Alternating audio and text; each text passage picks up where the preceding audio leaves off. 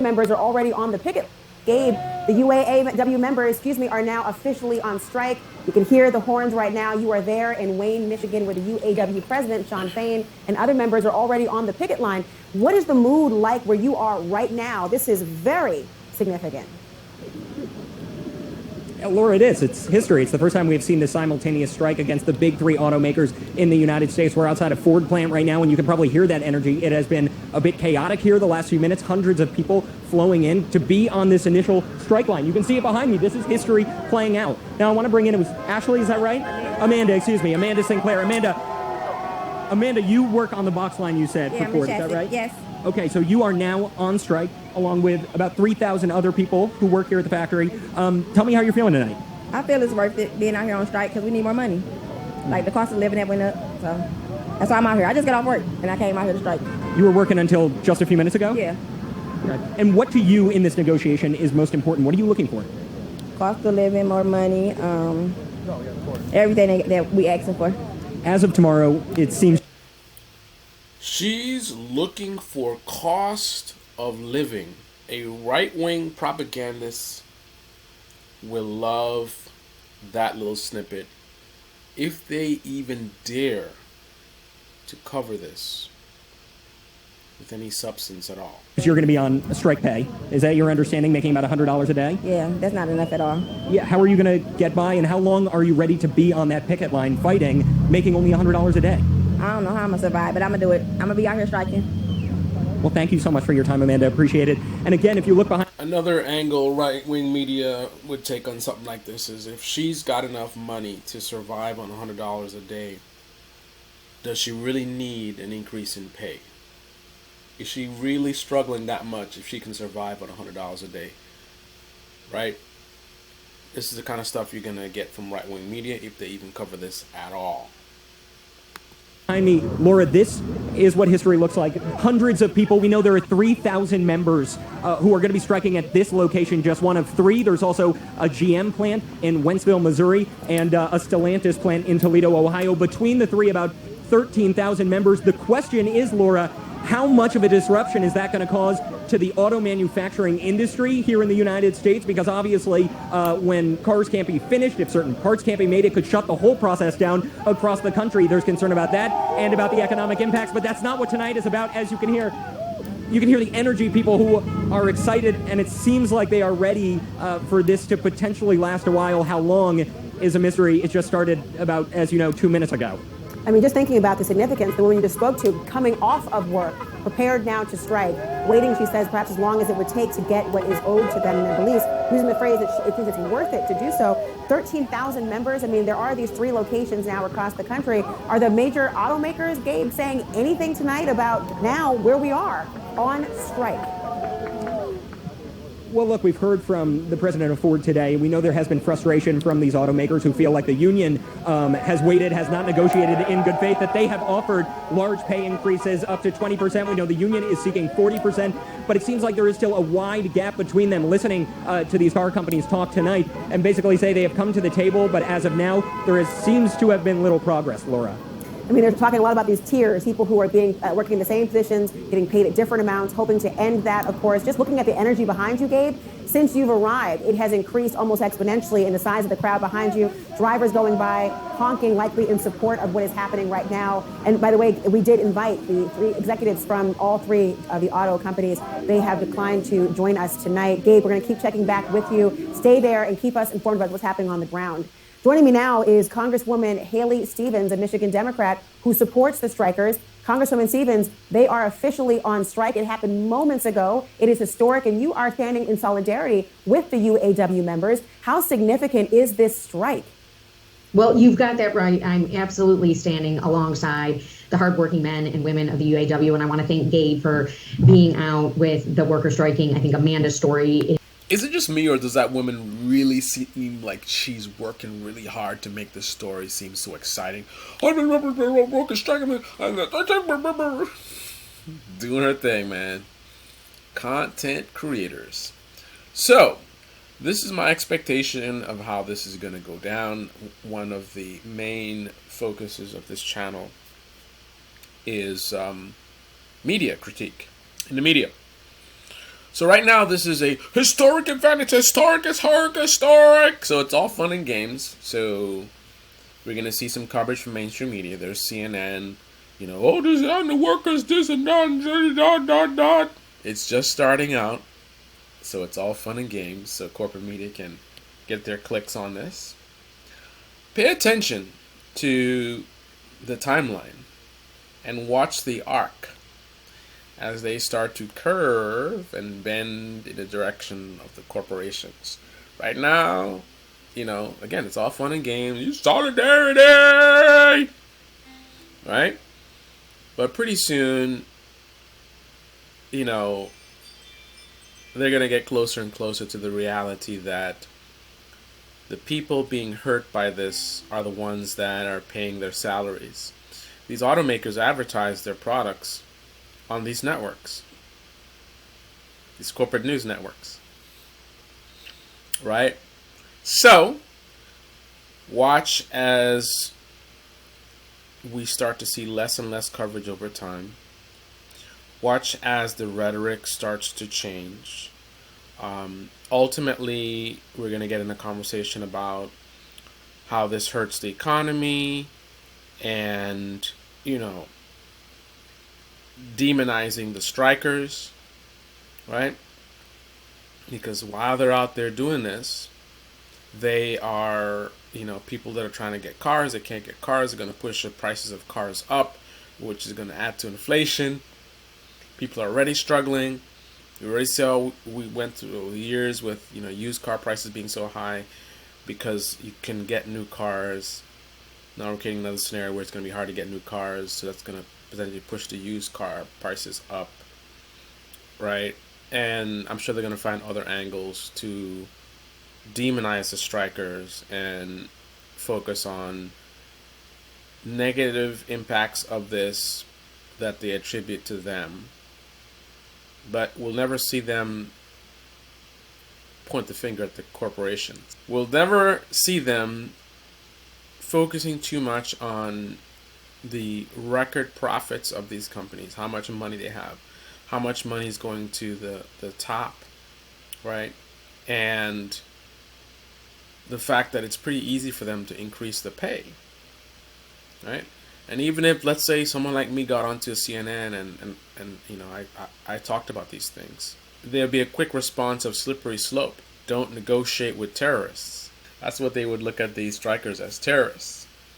If we give in, then they're gonna want more and more and more and more. Pretty soon they'll all want to be paid $1 million. Right? When does it stop? When does it end? Never that same fear in the opposite direction. Notice how that works? So pay attention and watch that transition. Less coverage, more fear-mongering about the damage it's causing, and somehow you, the viewer, should be concerned about what these selfish workers, they want more money. We all want more money. Why should we have to suffer because they want money? Right? And then maybe they need to be more reasonable. The automakers might offer some crumbs, and it's like, what?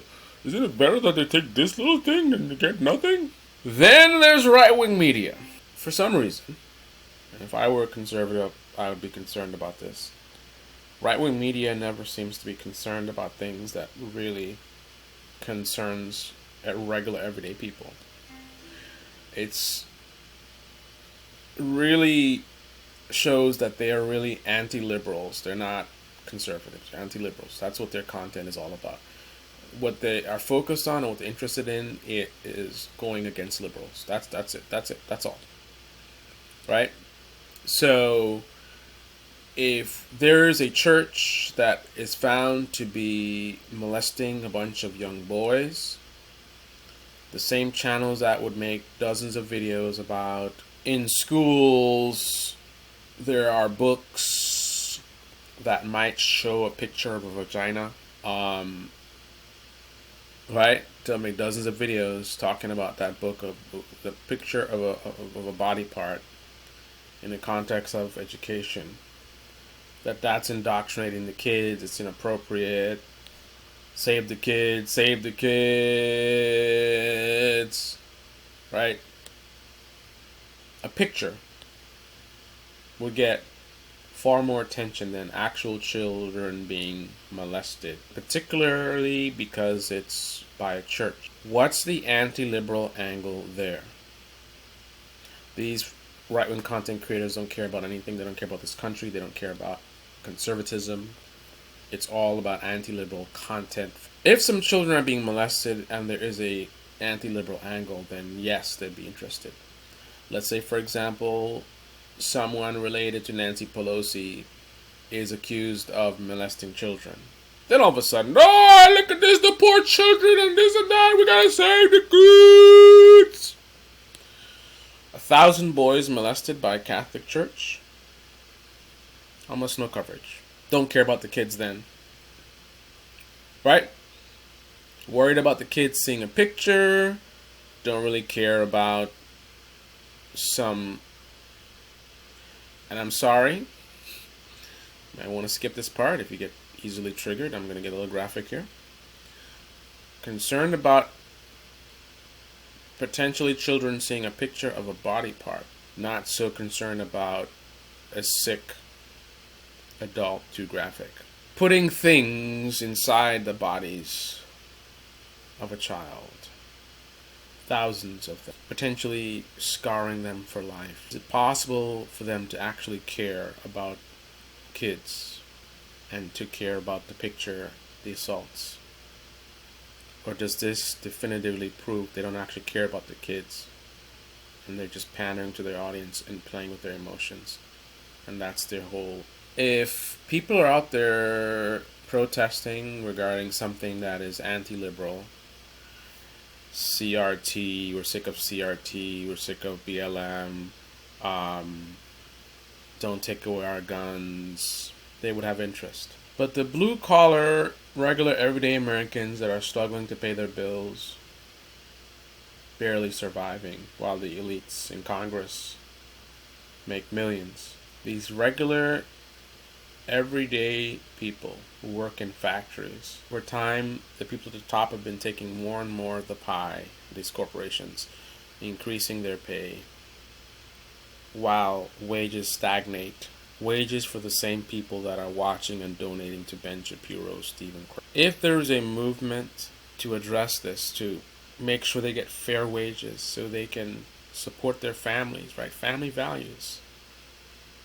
I want to get married and I want to have children and I want to be able to take care of my children. In order to do that, with inflation the way it is, I need more money. People rising up and fighting for that will find no support from Ben Shapiro, Stephen Crowder, and the almost entire right-wing media. You will never find them focusing on things that really matter.